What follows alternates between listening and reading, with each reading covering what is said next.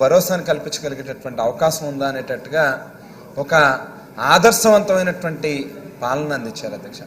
మరి రాజశేఖర రెడ్డి గారి యొక్క మరణానంతరం ఈ రాష్ట్రంలో ఉన్నటువంటి ప్రజలందరూ కూడా ఒక ఆందోళనకి గురవుతూ రాజశేఖర రెడ్డి గారు లాంటి ఒక గొప్ప నాయకుడిని మనం దూరం చేసుకున్నాం. మళ్ళీ తిరిగి మన జీవితాలు వెనక్కి వెళ్ళిపోయేటటువంటి పరిస్థితి ఉంటుంది. ఏ రకంగా అయితే రాజశేఖర రెడ్డి గారు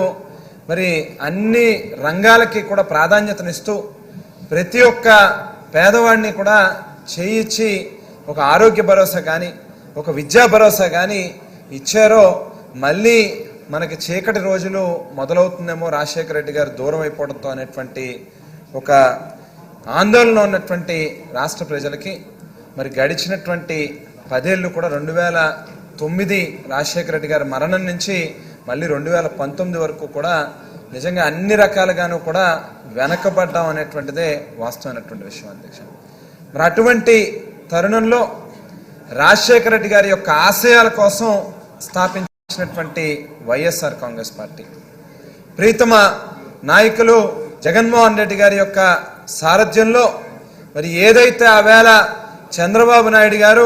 2014 ఎన్నికల్లో అధికారమే పరమావధిగా ఏదో రకంగా ముఖ్యమంత్రి పీఠాన్ని చేజెక్కించుకోవాలి అనేటువంటి ఒక దురాలోచనతో వందల కొద్ది అబద్ధాలు ఆడి ప్రజల్ని మోసగించి 650 వాగ్దానాలు ఇచ్చి ముఖ్యమంత్రిగా మరి ఆయన యొక్క అధికారాన్ని చేపట్టారు. 2014 నుంచి 19 వరకు కూడా పూర్తిగా ప్రజల్ని పంగనామాలు పెట్టాలి, వాళ్ళకి మొండి చేయి చూపిస్తూ ఇచ్చిన వాగ్దానాన్ని గాలి కొదిలేసి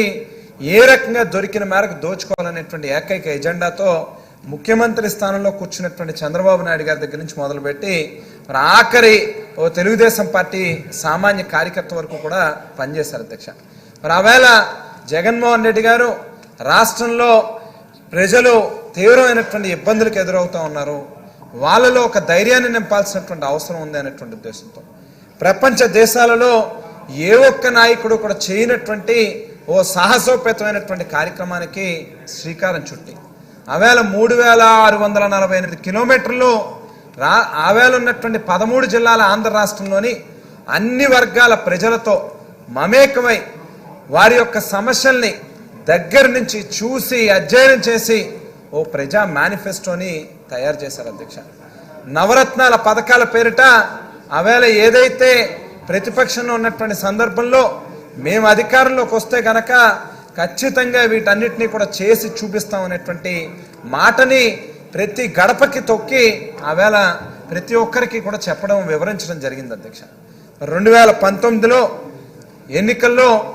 చంద్రబాబు నాయుడు గారి యొక్క ఏదైతే వైఫల్యం చెందినటువంటి ప్రభుత్వం, ప్రజా వ్యతిరేకత తీవ్రంగా పొందినటువంటి ప్రభుత్వంగా చంద్రబాబు నాయుడు గారి ప్రభుత్వం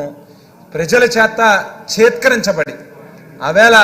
ఓ చారిత్రాత్మకమైనటువంటి విజయాన్ని జగన్మోహన్ రెడ్డి గారికి వైఎస్ఆర్ కాంగ్రెస్ పార్టీకి ఆంధ్ర రాష్ట్ర ప్రజలు అందిస్తూ 175 స్థానాలకు గాను 151 స్థానాల్లో వైఎస్ఆర్ కాంగ్రెస్ పార్టీ అభ్యర్థుల్ని ప్రజలు ఆశీర్వదించి అసెంబ్లీకి పంపించారు అధ్యక్ష. మరి ఆ క్షణం నుంచి ఈవేళ దాకా కూడా జగన్మోహన్ రెడ్డి గారు ఏ రకంగా ఇచ్చినటువంటి వాగ్దానాన్ని నెరవేర్చాలి, ఏ రకంగా నవరత్నాల పథకాల ద్వారా పేదల యొక్క జీవితాల్లో వెలుగులు నింపాలి అనేటువంటి ఓ దృఢమైనటువంటి సంకల్పంతో పనిచేస్తూ ఉన్నారు అధ్యక్ష. మరి అందుగురించే ఈవేళ రాష్ట్రంలో అభివృద్ధి కానీ సంక్షేమం కానీ లేక ఇల్లు లేనటువంటి నిరుపేదలకి ఇల్లు అందించేటటువంటి క్రమంలో కానీ రైతన్నకి వ్యవసాయ రంగానికి పెద్దపీటను వేస్తూ మరి ప్రాధాన్యతనిస్తూ ముందుకెళ్తా ఉన్నటువంటి పరిస్థితి కానీ అలాగే విద్య వైద్యం అలాగే సుపరిపాలన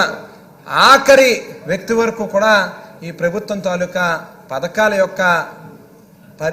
పథకాల యొక్క ఫలాలని అందించాలి అనేటువంటి లక్ష్యం కావచ్చు అధ్యక్ష. లేక పారిశ్రామిక అభివృద్ధి కావచ్చు, లేక మహిళలకు సంబంధించినటువంటి సాధికారత కావచ్చు, లేక ఈ సమాజంలో అట్టడుగునున్నటువంటి వర్గాల ప్రజలు బీసీ ఎస్సీ ఎస్టీ మైనారిటీలు కానీ లేక అగ్రవర్ణాల్లో ఉన్నటువంటి పేదలు కావచ్చు, అందరికీ కూడా సమవుజ్జిగా న్యాయం చేస్తూ అన్ని రంగాలని కూడా అభివృద్ధి పదంలో నడిపిస్తూ భారతదేశంలోనే ఒక ఆదర్శవంతమైనటువంటి ప్రభుత్వంగా రాజశేఖర